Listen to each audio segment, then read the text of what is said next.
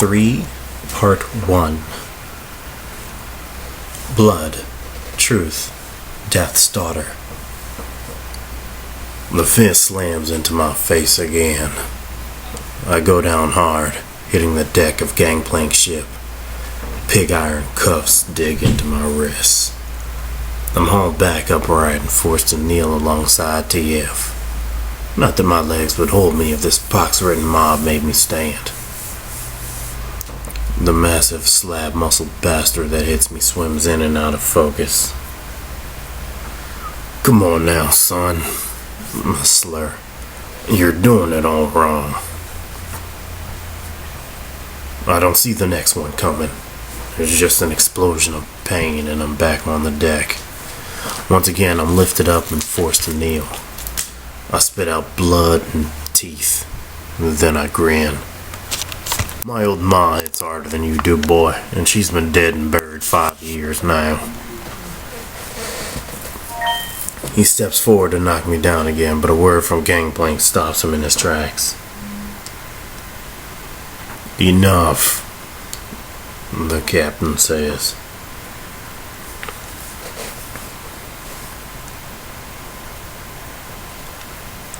Swaying slightly, I try to concentrate on Gangplank's blurred outline. Slowly, my eyes clear. At his waist, I see he's wearing that damn knife that TF stole.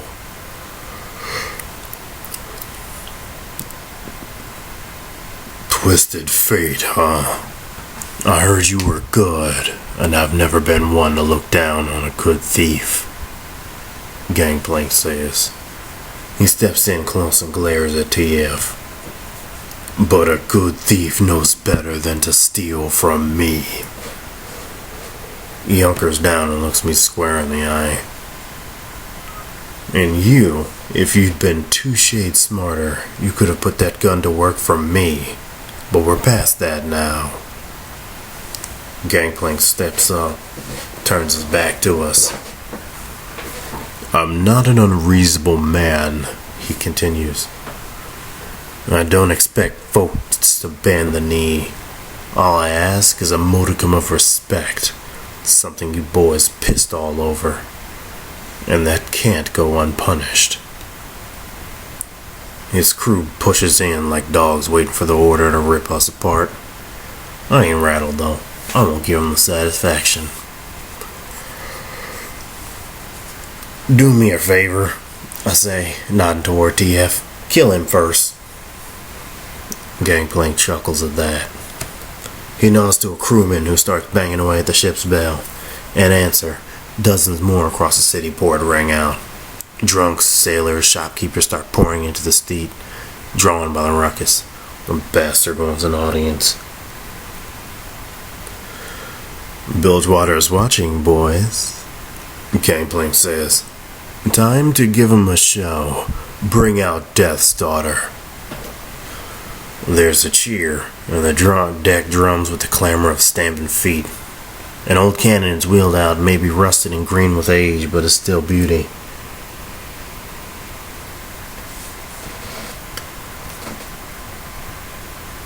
I glance over at TF.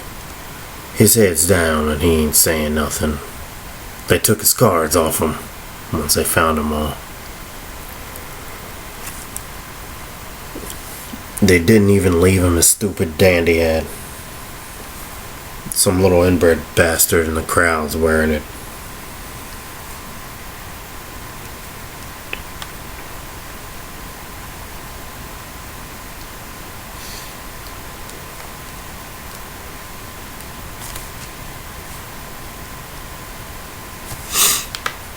In all my years of knowing TF, he's always had an out. Without one, here and now, he looks defeated. Good. You're getting what you deserve, you son of a bitch. I snarl at him. He stares back at me. There's fire in him still. I ain't proud of how things went. You left me to rot, I interrupt. Me and the whole crew just tried to break you out, and they died for it. He snaps back at me. We lost Colt, Wallach, the Brick, all of them, just trying to save your stubborn ass. You made it out alright, though, I reply. You know why? It's because you're a coward, and nothing you'll ever say can change that. My words hit him like a punch in the gut. He doesn't argue. The last glimmer of fight in him goes in his shoulder slump. He's done. I don't even think TF is this good an actor. My anger fades. I feel tired suddenly. Tired and old. Everything went to hell, and maybe we're both to blame, he says. I wasn't lying, though. We tried to get you out. Doesn't matter. You'll believe what you want anyway. It takes a moment for that to sink in. It takes a moment longer to realize that I believe him. Damn me, he's right. I do things my way. Always have.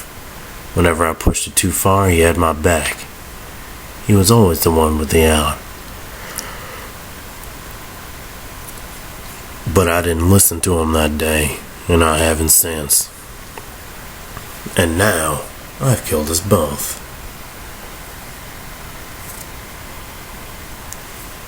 Suddenly, TF and I are yanked to our feet and dragged towards the cannon.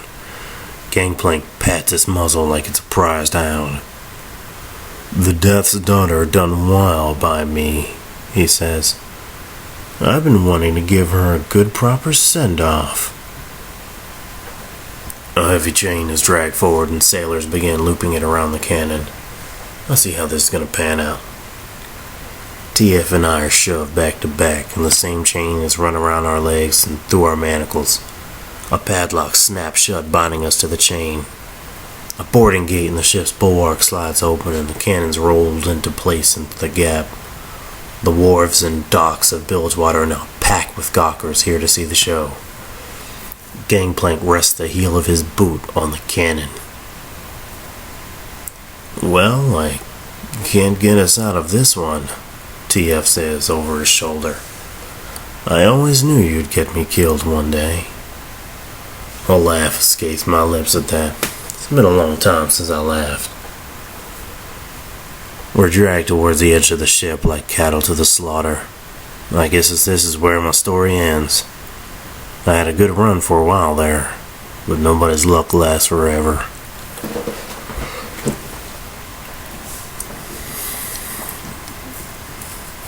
It's only then that I know what I should do. Carefully, straining against my manacles, I reach into my back pocket. It's still there. Playing card TF drop back in the warehouse. I'd aim to shove it down his bastard throat. They check TF good for cards, but not me. I nudge him. Chained back to back, it's handy to hand the card off to TF without being seen. I can feel him hesitate as I pass it to him. You too will make a meager tithe, but you'll serve, says Gangplank. Give the bearded lady my regrets and my regards. With a wave to the crowd, Gangplank kicks the cannon over the side. It hits the dark water with a splash and sinks fast. The chain on the deck spools out after it. Now, at the end, I believe TF... I know he tried everything to get me out, just like he did all those times when we ran together.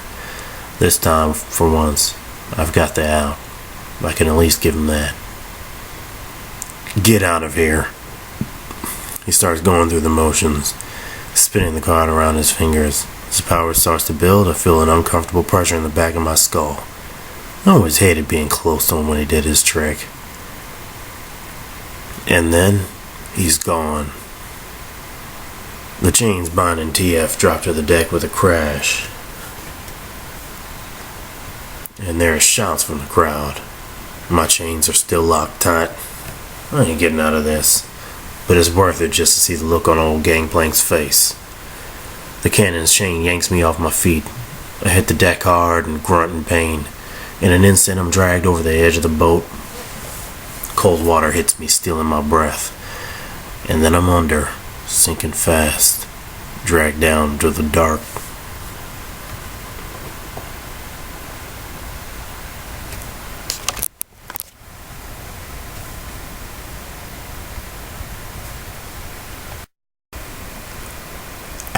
3, Part 2. The Plunge, A Fight with Darkness, Peace. The card Malcolm put in my hand could easily get me to the wharf. I'm so close to shore, and from here the huge crowd's just perfect for me to vanish into. I could be off this rat's ass of an island inside an hour. This time, no one would ever find me. Then all I can see in my mind is his pissed off face disappearing into the depths. Son of a bitch. I can't leave him. Not after last time. There's no running away from this. I know where to go. The pressure builds, and then I shift. In an instant, I'm right behind Gangplank, ready to make my move. One of his crew spots me. He looks baffled, like he's trying to figure out how I got there. While he thinks about it, I punch him square in the face. He collapses into a crowd of bewildered deckhands. They all turn on me with cutlasses drawn. Gangplank leads the attack, slashing straight at my throat. But I'm faster. In one deft move, I slide underneath the arc and steel and lift Gangplank's prized silver dagger from his belt. Beyond me, I hear cursing that could have split the mast in two. I leap to the deck, stowing the dagger in my breeches at the end of the chain tears towards the edge of the ship. I stretch and grab the last steel link just before it disappears overboard. The snap of the chain hauls me over the edge, and now I realize what I've done. The water's coming at me fast. In that frozen moment, every single part of me wants to let go of the chain. Being a river man who can't swim has plagued me my whole life. Now it'll be the death of me. I take one final gulp of air. Then a musket shot rips into my shoulder. I yell out in pain and lose my last breath just before I'm dragged under. Frigid water punches me in the face as I sink into the suffocating blue. This is my nightmare. Panic wells inside. I try to quell it, but it's almost too much. More shots pierce the air above the water above me. I'm still sinking. Sharks and devilfish circle. They taste the blood. They follow me into the abyss. Everything is terror, no pain now. Heart pounds in my ears, chest burning. Gotta keep the water out. Darkness coils around me. Too far down, no way back. I know that now. But maybe I can save Malcolm. Below me, there's a thud and the chain goes slack. The cannons hit the seabed. I pull myself down the chain into the shadows. There's a shape below. I think it's Graves. Frantic, I drag myself toward him. Then he's right in front of me, though I can barely see the outline of his face. I think he's shaking his head at me, angry that I came back. I'm growing faint, my arm is numb and my skull is being crushed. Letting go of the chain, I pull the dagger from my waist. My hand trembles. I fumble in the darkness. By some miracle, I find the lock on Graves' cuffs. I work the blade to coax it open like I have 1,000 locks before, but my hands won't stop shaking. Even Graves must be terrified. His lungs have to be giving out by now. The lock isn't budging. What would Malcolm do? I twist the dagger. No finesse. Nothing but force. Something gives. I think I cut my hand. The dagger is falling into the abyss. There it goes. Is it glowing? Above me, bright red, red and orange, everywhere. It's beautiful. So this is what it's like to die. I laugh. Water rushes in. It's peaceful.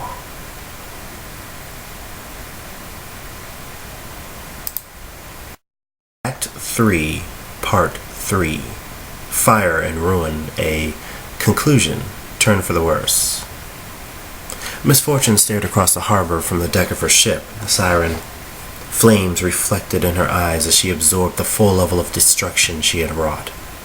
All that remained of Gangplank's ship was burning wreckage. The crew had been killed in the detonation, drowned in the chaos, or claimed by the swarming razorfish. It had been glorious.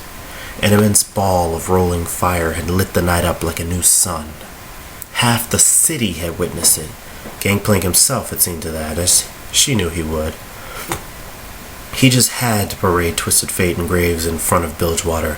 He had to remind everyone why no one should cross him.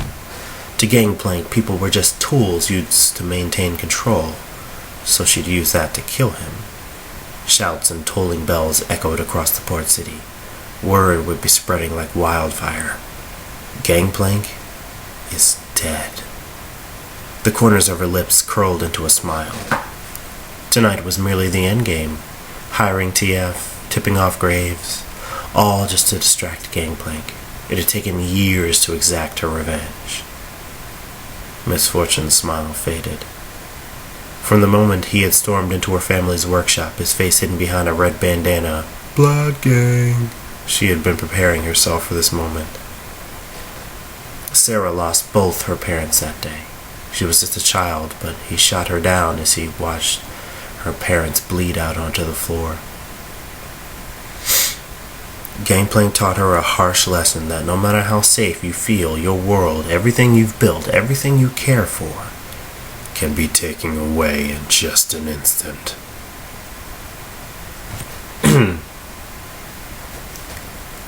Gangplank's one mistake was not making sure she was dead. Her anger and her hate had sustained her through that first cold, painful night and every night since. For 15 years she had scraped together everything she needed, waiting until she wasn't even a memory to him, for him to drop his guard and get comfortable in the life he'd built. Only then would he truly be able to lose everything. Only then would he know what it's like to lose his home, to lose his world. She should have been feeling exultant, but she just felt empty. Joining her in the gun while Rafe jolted Sarah from her reverie. "He's gone," he said. "It's over." "No," replied Misfortune. "Not yet." She turned from the harbor, casting her gaze across Bilgewater. Sarah Fortune had hoped that killing him would kill her hate, but all she had done was unleash it. For the first time since that day, she felt truly powerful. "This is just the beginning," she said. "I want everyone loyal to him to be brought to answer. I want the heads of his lieutenants mounted on my wall. Burn every bawdy house, tavern, and warehouse that bears his mark, and I want his corpse." Rafen was shaken. He'd heard words like that before, but never from her.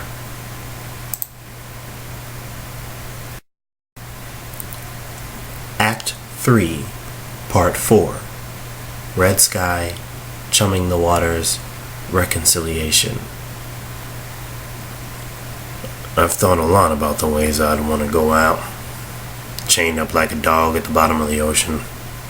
I don't think that one ever crossed my mind.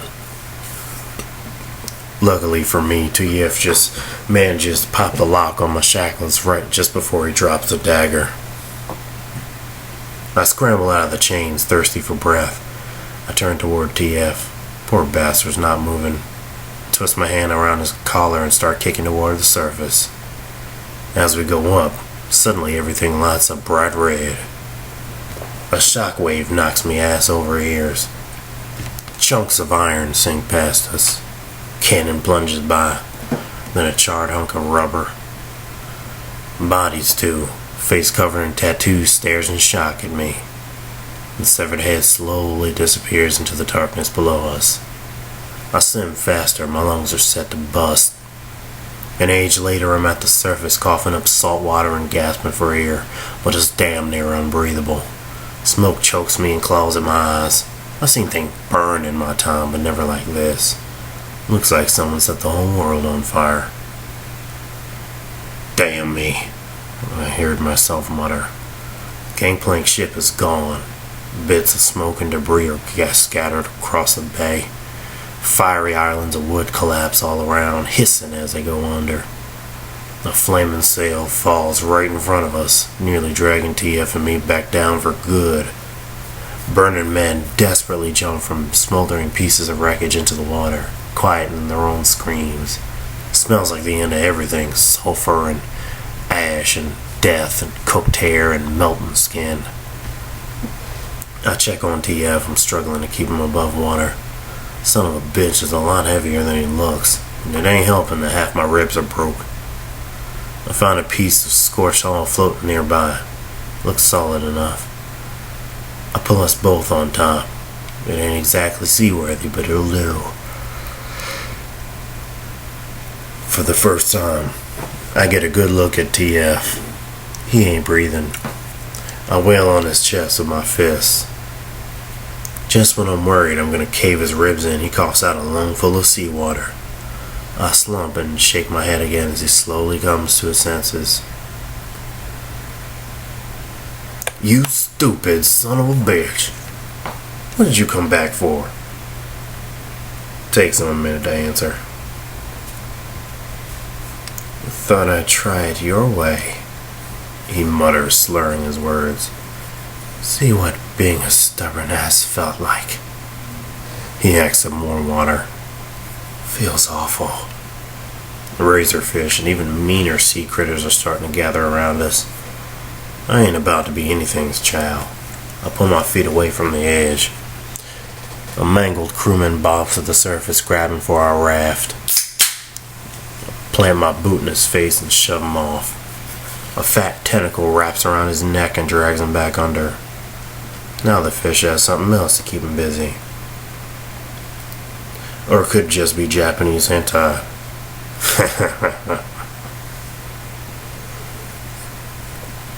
I think I've seen enough hentai to know where that's going. Before they run out of fresh meat, however, I break off a plank from our raft and use it to paddle us away from the feeding frenzy. I pull at the water for what seems like hours. My arms are heavy and hurting, but I know better than to stop. Once I put some distance between us and the massacre, I collapse onto my back. I'm spent like an empty shotgun shell as I look out over the bay. It's stained red with the blood of Gangplank and his crew. Not a survivor in sight. How am I still breathing? Maybe I'm the luckiest man in Runeterra. Or maybe TF's carrying enough fortune for the both of us. I see a body floating by holding something familiar. This Gangplank's little inbred bastard still clutching TF's egg. I take it off from and toss it to TF. He ain't even a little surprised, like he always knew he'd get it back. Cocky bastard. Now we just need to find your gun, he says. What, you itching to go back down there? I say, pointing to the deep. TF turns a funny shade of green. We ain't got the time. Whoever did this, they left Bilgewater without a boss. It's gonna get ugly here fast. You're telling me you can live without your gun? Yes. Maybe not, I say, but I know a really good gunsmith in Piltover. Piltover, he says, lost in thought. Lots of money flowing through here there right now, I say. TF figures hard for a moment. Not sure about having you as a partner again. You're dumber than he used to be, he finally answers. That's alright. I'm not so sure about having a partner called Twisted Fate. Who the hell came up with that? Well, it's a damn sight better than my real name, TF laughs. Fair enough, I admit. I grin. Feels just like the old days. Then I go stone faced and look him dead in the eye. Just one thing. You ever have mind to leave me holding the bag again, I'll blow your damn head off. No questions. Fate's laugh dies down, and for a moment he glares back at me. Then after a while he just smiles. You got a deal.